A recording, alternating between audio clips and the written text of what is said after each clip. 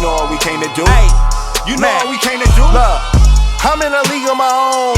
Y'all need to leave it alone. I'ma just eat everything. I'ma just leave you the bones. Call it an even exchange. There ain't no need to explain. Yeah, it should be overstood. Like when I hop on a plane and I fly over your hood. Y'all should be knocking on wood. Don't make me go against the grain. I ate my Wheaties, I'm good. What is the deal, college football fans? It's your boy Kelly Flicks, and I'm back with another episode of HBCU Flicks. Let's get to that. We got a big episode this week since Media Days, SWAC Media Days, SIAC Media Days, CIAA, SIAC. All these Media Days are coming up within the next 2 or 3 weeks. So this week, we're going to talk about summer superlatives, some early awards and watch lists and stuff like that. We're going to get into it. So Grambling is a team to watch, and I'll tell you guys why. We're going to talk about who is most likely to go to the Celebration Bowl this year, and that's going to be interesting. Then also we're going to talk about the SIAC CIAA Media Day and the different teams. We're going to rank the SIAC teams in order. Top 4 teams, we'll rank them, and we'll talk about some of the best players I think offensively and defensively are in the SIAC and the CIAA. But first things first, we're going to get into some Grambling talk. It's always fun talking about Grambling. So Grambling is my number 1 surprise team in HBCU football this year. We're going to take a look at their schedule in just a minute, but they have a new quarterback Miles Crawley from Alabama State. I like him a lot. He was just invited to the Manning Passing Academy. He's getting his stripes up. I think he'll pay dividends for this Grambling offense this year. They also have a new offensive coordinator, Coach Tony Hull. I talked to you guys about him in the spring. He's going to make a huge impact on this offense and how it looks and how they use a lot of these stars. And another thing, they're going to bring back a lot of returners at receiver. They bring back Lyndon Rash, one of the best receivers in the SWAC this year. They're going to bring him back. Along with Tyson Bordeaux, J.R. Waters, and a string of other wide receivers. And along with them, they also bring back some nice running backs, Floyd Chalk, Lamborghini Williams. Defensively, bring back Lewis Matthews, bring back Quincy Mitchell. So many different pieces that Grambling State has, right? They're slowly beginning to build that depth that we thought they would have last year. So let's get into their schedule. This year, their schedule goes as follows.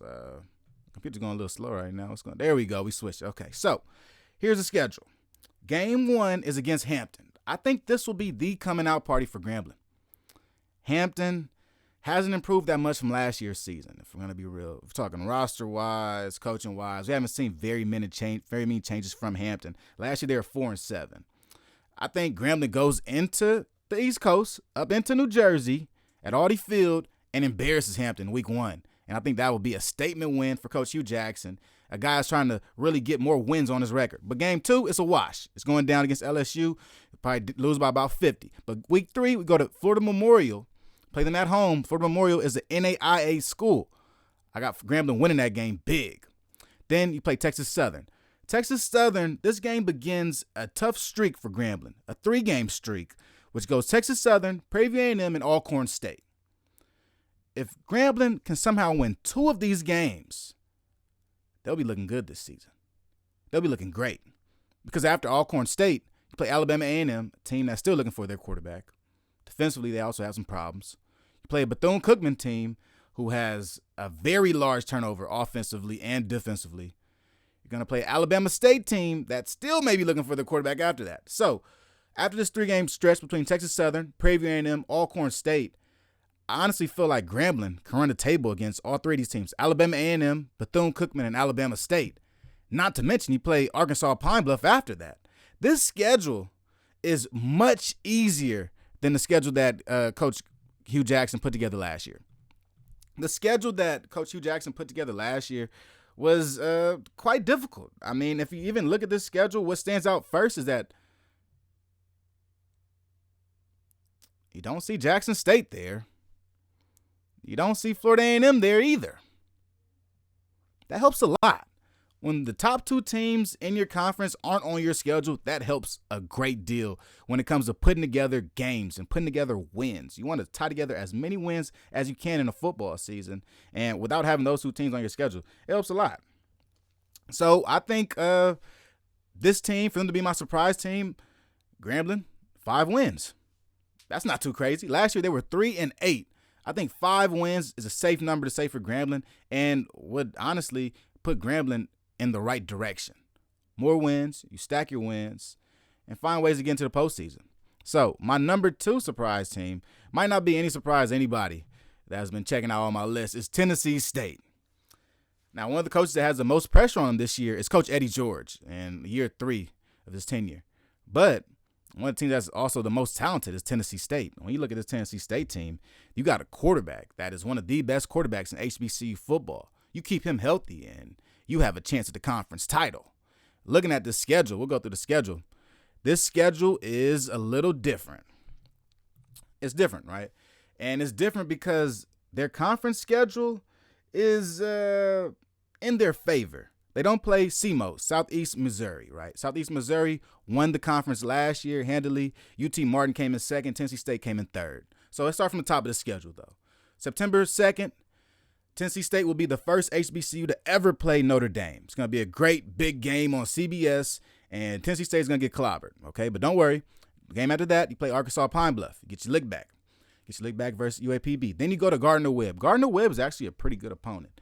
Gardner-Webb last year beat North Carolina A&T at the season finale to win the conference. And Gardner-Webb is going to be a good battle for Tennessee State. It'll be a nice warm-up game for their possible conference title game against UT Martin, which is going to be like in week 4. You play UT Martin September 30th. You got to get through that game and you got to get a win. It's going to be at Tennessee Martin. But somehow, Jalen Ellis, you got to pull out your magic and make it happen. Then you go at Kennesaw State. Kennesaw State was a wash last year. They only won like 2 games. Take advantage of this. You'll be down in Georgia. You'll be in SWAC country. Go get a win in SWAC country. Then you play Norfolk State. Play Norfolk State at home. It's an easy dub for Tennessee State. And you play Lincoln. Oakland, they're not even NCAA. They're not even NAIA. They're not even D2 or D3. They're their own thing. So that's a dub. Then you play Lindenwood. I think they can beat Lindenwood. Lindenwood has shown promise as a new school from the Division II ranks to the Division I ranks, but I think Tennessee State has a good chance of winning that game. Play Charleston Southern. Might be a tough battle. You play Eastern Illinois. It's definitely going to be a tough game. And then Tennessee Tech. Got to finish the season strong. And when it comes to Tennessee State and what they have this season, it's going to be about depth. Okay, last year it was kind of the questions were about depth. Was that the reason why Tennessee State couldn't finish last year? Last year they finished the season 4-7. Some of these games, it honestly didn't feel like they had the depth and they were running out of gas. Sometimes the defense was on the field too long. Sometimes the offense was just very ineffective and it was too many turnovers, which set the team back. But I think this year we'll see a more cohesive team with Jalen Ellis returning. He was the freshman OVC player of the year. He hasn't lost that. That's still in him. I think Jalen Ellis will pull it out again this year. His receiving core, as I spoke about last week, is made of big, strong receivers. He's going to have some big targets out there that he can throw the ball up to, even if they don't create the separation that he would like. These receivers go as far as returning receiver Karate Brinson, 6'2", 217. Jahi Blake, 6'5", 215. You're going to bring in a transfer receiver from Blinn College, Adrian Cannon, who's 5'10", 180. And you bring in a transfer receiver from Eastern Tennessee State, Solomon Dunn, at 6'3", 205. Very good size along the outside. It's going to help a lot in the running game and also, honestly, in the passing game. Jalen Ellis wants to get it to guys that have good size. You saw how he can get the ball to J.J. Holloman sometimes late, very late in his reads. And you can do that when you have some big guys out there. Defensively, they look great. Coach Brendan Fisher puts his Tennessee State team in position to win now because of the depth they've acquired and the actual style this Tennessee State defense plays in. It's a very attacking style, and it's a style that's based around a lot of these linebackers, linebacker movement. Now, with these linebackers, you got some of the best linebackers in the country. Kayvon Pope and Monroe Beard are at linebacker. Monroe Beard was an All-American in the SWAC, all-SWAC player. Kayvon Pope was an all-OVC player. They team up this year and are going to make for a great tandem. And on the front line, you got Terrell Allen and Jalen Bill now teaming up. Jalen Bill was an all-SWAC player from Mississippi Valley last year. He moves up to Tennessee State to team up with his boy Terrell Allen up front. On the back end, you look just as good with Jason Watkins at corner along with Bryce Phillips at corner. There's not too many bad things I can say about this Tennessee State team, but they are in a pretty difficult conference. When it comes to actually fulfilling this number 2 surprise team, It's going to be about competing for the conference championship. So 4-7 is not good enough. I'm going to need at least 6 or 7 wins for you guys to be my true surprise team. All right, so done talking about Tennessee State. We'll get into the Celebration Bowl. So, Celebration Bowl. When it comes to talking about the Celebration Bowl, who are the teams that are most likely to make it, Flicks? I don't have any teams from the SWAC on here. And I don't have any teams from the SWAC on here, honestly, because the SWAC is a wobbler. I don't know who's who in the SWAC. I'm not sure if Florida A&M is who they say they are or who they look like on paper. I'm not willing to put any money down on that. But I am willing to put money down that either Howard or North Carolina Central represents the MEAC for the Celebration Bowl this fall. There is no reason why either of these teams will not be in the Celebration Bowl this fall. We can start with a litany of reasons. First, starting with the amount of returners. Howard and North Carolina Central has a nasty amount of returners. North Carolina Central returns something like 90% of their team. Howard returns plenty of starters. They return their whole running back room. They lose one receiver, and Antoine Murray. But quite honestly, I think Casey Hawthorne is the guy now, and he passed your boy Antoine Murray passed the torch to Casey Hawthorne. So now it's Casey Hawthorne's show. Running back wise, with Eden James, Jared Hunter, Ian Wheeler. You got Williams out there, receiver also. Quarterback-wise, that's only questions, right? You question Quinn Williams if he can get it done. But if you look around the MEAC, those other schools have quarterback issues. Morgan State right now is dealing with one of the biggest quarterback issues and having to bring back Carson Baker as their starting quarterback. If they had an X factor at quarterback, this could be a team that's contending for the Celebration Bowl. But Carson Baker is going to give them problems. Delaware State is going to start a young quarterback in C.J. Henry. He's going to take time to develop. We're going to look at South Carolina State, who said they're going to double down on quarterback Corey Fields. I don't think that wins you a Celebration Bowl in 2023. I think what wins you one is Davius Richard, Quinn Williams. These two teams are my top dogs in this. But in being my top dogs, it's a little funny because the way the schedule's set up, they play the second to last game of the season. It's going to be North Carolina Central at Howard, 1 p.m. in Washington, D.C. I think that game will end up deciding the fate of the Celebration Bowl from the competitor of the MEAC side. We have plenty of time to go, but I think I'm ready to stand on top of that with all 10 toes, because it is what it is. Central or Howard will be in the Celebration Bowl this fall. Book it. All right, now here's going to be one of my more controversial takes, and it's going to be who will be my number one fade team this year. Who will fade? Who's going to fade? And, I don't really got to define what fade is. Fade is not playing as well as you did this year. So last year, Alabama State went 6-5. I don't think they'll win 6 games this year. Let's go through their schedule. All right. There it is. So here's our Alabama State 2023 schedule. Take a look at it. You start the season with Southern. Tough game. Now, before we go into this, I would like to make these certain points. I'll give you guys a quick look at the schedule. Now, let's come back, put my face on here, man. Put a face on it, man. Put a face on the thing. We ain't talking from behind no title slides. So they had a very favorable schedule last year. So Coach Eddie Robinson went to his first year of coaching last year at Alabama State. They had a very favorable 2022 schedule. Let me be super clear about that. Very favorable. It featured Mississippi Valley, University of Arkansas Pine Bluff, Bethune-Cookman, and Miles College. Their crossover games, right, because they are a SWAC East school, they're in the SWAC East Division, their crossover games into the SWAC West Division were as followed. Prairie View A&M,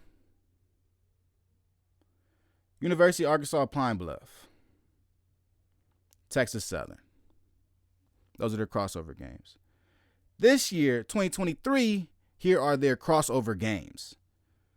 Southern University, Alcorn State, Prairie View A&M. Within the past 4 years, all of these teams have been to the conference championship. Alcorn State, Prairie View A&M, Southern this past year. The schedule has gotten much more tougher than it was in 2022. So let's bring up the schedule. All right, and then look at the schedule, we'll go through it. So Southern versus Southern, week 1 is going to be very difficult for Alabama State. I have heard that they are currently in a quarterback competition, a big quarterback competition down at Alabama State, which would lead me to believe that they're going to have a hard time against Southern in week 1, a team that just coming off a SWAC championship. Now, Southern has their own quarterback issues to handle, but they have been winning, right? They went to the SWAC championship last year. It's going to be an interesting game nonetheless. Week 2, you play against Miles. It's a must-win. When you see the schedule, what you'll notice in week 2 and in the last week of the season is that those are both Division II opponents, Miles College and Tuskegee. It's an easier game, but it also adds pressure to a second-year head coach. You got to win these, and it can't be close. Last year, they beat Miles 20-13. I do not want to see that again this year, and I'm sure Coach Eddie Robb wouldn't want to either. But week 3, you go to Florida A&M. Going to be another tough game. Florida A&M has won 33 consecutive home games. You look to try to break that streak, but Florida A&M is Florida A&M. Rattlers. Now, September 30th, you play at home versus Alcorn State. It's another one of your crossover games. Second crossover game of the season. Alcorn State looks to be one of the top teams in the SWAC. Then you go to Bethune-Cookman, which may be a break. From Bethune-Cookman, you go to Jackson State. You go to the Vet, October 14th. Those first 6 games are very tough. Now, coming off of that, you do have a game against Alabama A&M, Magic City Classic. You won it last year. Definitely have a chance this year. But then you go to Grambling. It's going to be a neutral site game, but you're going to play against Grambling, a Grambling team that might be rolling at the time. And you don't want to see Grambling at the wrong time. I promise you that. November 11th, you play Mississippi Valley. Could be a dub for you. Now, November 18th, you play at Prairie View A&M. This is your last of your crossover games. Prairie View A&M is no slouch. End of the season. Might be a trap game, but I think Prairie View A&M could pull it off. Then the last game of the season, you play Tuskegee. This Tuskegee game, I would hope you guys win that game, but I also feel as though Tuskegee might be rolling at the end of the season. If you saw Tuskegee last season, at week 12, they were like 8-3. Week 12, they was like 9-2. So do you want to see Tuskegee while they're streaking, or do you want to see them like week 2 or 3? So, you add Tuskegee back for Turkey Day Classic. I'm not sure that actually helps you when it comes to winning and losing these games. For a guy like Coach Eddie Robb, I'm sure he has plenty of rope to play with, understanding the athletic director, understanding that this is his second year coaching football in general. But you got to think that this team will fade from this 6 wins down to somewhere around 3 or 4 wins possibly this season, given the fact that this schedule is exponentially stronger conference-wise than it was last year. How will this Alabama State team react to it? How? The defense is stacked. Alabama State's defense is league ready, top to bottom. They're the guys. The offense is what is troubling to me. The offense is why I'm waving these red flags. The offense is why I'm saying that they may be the number 1 team that will fade this year in HBCU football. All right. So enough of the SWAC. Let's get into the SIAC. The SIAC Media Day is coming up this week, and because it's coming up this week, I'm going to talk to you guys about different awards that they're going to be doing and all the other stuff, the good stuff. So SIAC Media Day is July 12th. If you're watching this, the Media Day may have already happened. So with the Media Day, they have different awards that are given out. The Offensive and Defensive Player of the Year Award is voted by head coaches and SID. So I went ahead and voted my damn self for my own people, right? So my Offensive Player of the Year is Kelvin Durham for Valley State. I think that he's going to be the top offensive player in the SIAC this year, given the fact that he was only a redshirt freshman last year and he threw for the most yards in the conference. Not only did he do that, he did that while his running back was the leading rusher in the conference, and he ran for 1,200 yards. Just think about that. Think about how high-powered this offense is. This offense is ridiculous. Now, you lose a 1,000-yard rusher and Emmanuel Wilson, but you just keep the ball in your quarterback's hands even more. I think that leads to Kelvin Durham having an even bigger year. I think he's going to kill it. This season, it favors him. The first game of the season, he played Tuskegee on ESPNU.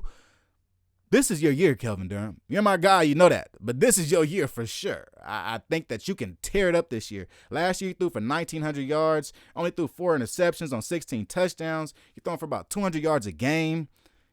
You look pro ready to me. So you are my offensive player of the year, Kelvin Durham. Defensively, there are plenty of options. Defensively in the SIAC, they don't play when it comes to defense. They don't play. But my top guy is Lou Danilis Benedict.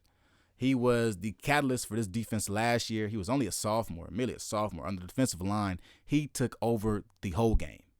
Tackles for loss, sacks, disrupting plays. He's a guy. His awareness really showed on the field for Benedict. He was a leader out there because he made the right plays at the right time. He was always in the right position. That's a guy that studies film. That's a guy that knows his technique and understands where he's supposed to be on the football field. It's almost like having a coach on the field with shoulder pads and helmet on because he's reading the offense as well as you are on the sideline.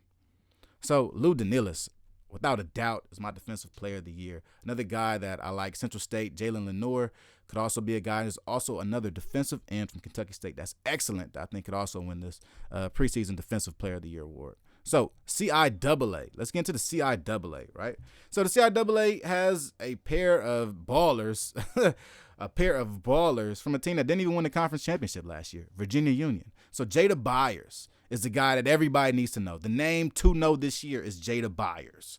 Jada Byers last year was one of the best HBCU running backs. I had him at number 2 behind Bayshore Tootin of North Carolina A&T. Last year, Jada Byers almost ran the ball for 2,000 rushing yards. He ran the ball for 1,900 yards. He had 19 touchdowns. He had 284 carries. He's your bell cow. He does this all at around 5'9". Jada Byers will be in the NFL in about a year or two because of how good he plays, but because he's been ripping it up at Virginia Union. He is the best offensive player in the CIAA by far. There is nobody even close to him at this point. So defensively, I had to pick his boy. I had to pick his boy. I feel like it was only right. I pick his homie. And that is partly because Fayetteville State loses some of their best players. Cam Merrill and Devin Cowan probably would have been my picks for Defensive Player of the Year in the CIAA. But because they hop into the transfer portal 2 weeks ago, I now will put Armani Burden in there. Armani Burden was a defensive end for Virginia Union. And if you look at the stats for CIAA, there was Devin Cowan, Cameron Merrill up there up top. Then there was another guy.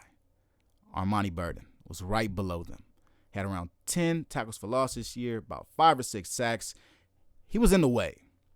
He helped this Virginia Union defense slow down offenses just by being on the defensive line, just by really playing the edge and being that guy that's going to make a difference in the game. He slowed down many of offenses last year. I think this year he takes another step forward because he'll be given the reins even more defensive line to move around into different positions that he may be more comfortable in. Armani Burden is a great weapon for a defense. Any defense would love to have him. He reminds me somewhat of the role that Cameron Merrill did play at times for Fayetteville State, but really as that edge, if you can make a difference as an edge, you're an X factor, and he definitely makes a difference off the edge.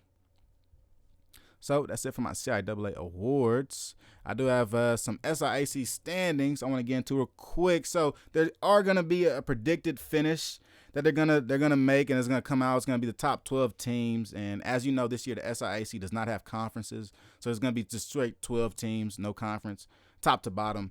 I was not prepared to go through 12 SIAC teams top to bottom, but I do have my top 4 teams. Now, this is a very interesting list. I went back and forth on this list a lot. One of my favorite teams out of SIAC this year is Albany State. I've been very vocal about that. I've been very vocal about Quinn Gray and what he's been doing and bringing the air raid into the SIAC. But Benedict and what they return on defense is ridiculous. If you thought that defense was good last year, take a look at the defense this year. They return everybody. They lose one safety, but they bring back everybody else. Like I said, Lou Danilis was a sophomore last year. And he was the best defensive player in the SIAC, and he was a sophomore. You could argue Farmer of Lane College was a little bit better. You could argue that. But the impact made by both of those players was exponential for the SIAC. Given that, I got Benedict up top. Benedict does not have a quarterback. They lost my boy Eric Phoenix. Their quarterbacks are now in flux. They have a couple of backup guys they've been looking at. They've been waiting on one more guy to grad transfer. I think he just grad transferred in. So they have questions at quarterback. Questions, right? But you return your starting receivers, your best 2 receivers. You return your top 2 running backs who each ran for 600 yards. All you need is a quarterback to hand the ball off to the right guy and dink and dump the ball down the field and let this defense do the work. Last year, this defense was able to shut down the entire SIAC, and this year they come back and they return everybody. So what's going to be the difference? Is anybody from the SIAC going to stand up to the champion, Benedict, and hit them in the mouth and go toe for toe with Benedict? Are we going to see it? We didn't see it from Fort Valley State last year. I believe Albany did not play Benedict last year, or they didn't get the win at least. So who is going to do it? Number 2 team, Albany State. I think that Isaiah Knowles gets a nod at quarterback, and really I like him. He's an X factor at quarterback. But if he's not the starting quarterback, their quarterback will be Deontay Bonu. Deontay Bonu was penciled in as the offensive player of the year in preseason last year for the SIAC. So that's not a bad fallback option, if we're being honest. At 3, we have Fort Valley. This was the most difficult decision to make. I do think Fort Valley is on the cusp of making that jump into the champion of the SIAC, reaching the conference championship, right? I think Kelvin Durham can put them over the top. He's the best quarterback in the conference by far. Can they do it is the question. When they play Benedict, will Benedict's defensive line disrupt Kelvin Durham so much that he doesn't even have a chance to win this game? That's what worries me the most about this Fort Valley State team. When it comes to playing the big opponents that have very good defensive lines, will you be able to stand up to the challenge and protect your quarterback and be able to make plays downfield consistently? That's the biggest question, and that's the reason why I have Fort Valley at 3. Now, Tuskegee at 4. D2, you're going to hate me for this. I got Tuskegee at 4 going into this season, and I have them at 4 because I think Tuskegee has a lot to prove. Tuskegee looked good last year. They did not finish the season strong. They went to the conference championship against Benedict and got swept away. Their offense was abysmal. I couldn't find them. We're still looking for them. So Tuskegee, to me, is on the verge of making that jump. I think that as a football program, they have a new football coach. They are on the verge of making that next step into yearly contender, like it used to be, like the old days, right? We're used to Tuskegee contending for titles and championships. I think they are becoming that, but I think this team is changing. I'm interested to see how Coach Aaron James continued to develop these players, defensive players and offensive players alike, because offensively they have some guys I like. I got young Bryson, that quarterback looks very good. He got Antonio Meeks, one of the best receivers in the SIAC out there. Can he do what he did last year? We will see. I mean, quite honestly, he went for 30 catches, around 700 yards. He's a dog out there. Interesting to see how the SIAC adjusts to him this year as the top dog at one of the receiver spots. So Tuskegee, for me, is a team that definitely could be the number 1 team at the end of the season. But at the beginning of the season, I have questions because I'm not sure if Tuskegee is back. Are we ready to say that Tuskegee is back? I'll leave that question out there for you guys. So, of these teams, this is all I got this week, you guys. That's it. There is no 2-minute drill for this week. You want to go through anything? Appreciate everybody for rocking with me. Thank you for tapping into this episode of HBCU Flicks. We hope to bring you guys more episodes of different shows. And this past week, I've been dropping some new new stuff, right? 323 Thursdays. Every Thursday, I'll be dropping an interview of a student athlete from California that will hop on, talk to me about their HBCU experience, whether it be in the SWAC, SIAC, SCIAA. Shit, some schools in the OVC right now, some schools in the CAA right now. Whatever school, go ahead, tap in with me. So if this is any sport, not just football, baseball, softball, soccer, lacrosse, tennis, it don't matter, bro. As long as you from California, I want to talk to you. Let's get it in. So thanks everybody for tapping in with me, man. I'll see you guys next week, or I'll see you guys on Thursday rather. It's your boy Kelly Flicks. I'm out. Peace.